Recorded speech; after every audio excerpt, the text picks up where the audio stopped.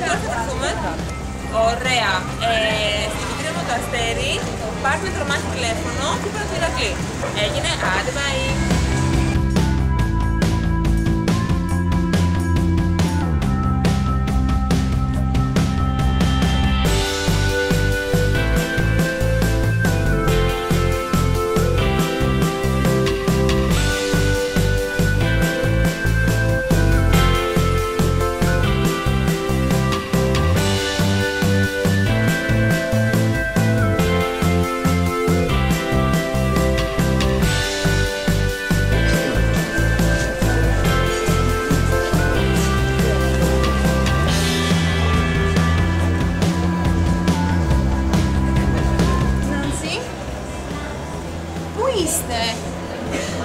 Ένα τέταρτο περιμένω.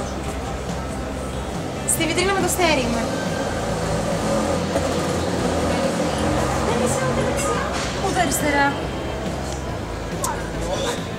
Οκ, έρχομαι.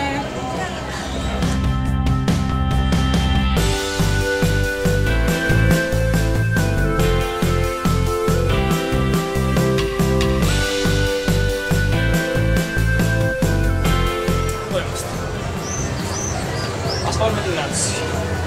Γιατί από ό,τι φαίνεται πάλι με στήσανε. Εντάξει, και μετά το είδα και φταίω εγώ. Σπάθη φυσικά. Όχι, εντάξει, εκεί το παραδέχομαι, φταίω. Αλλά εγώ δώσα αυτό το Αστέρι. Ναι, ξέρεις Αστέρι έχει πολύ. Άσε ρε κορίτσια, τόση ώρα. Υπάρχει Αστέρι στην Τσιμισκή, υπάρχει Αστέρι επάνω στην Εγνατία. Συγγνώμη. Ωραία, εντάξει. Ωραία, Νάτος και ο Ηρακλής. Τι έγινε ρε παιδιά?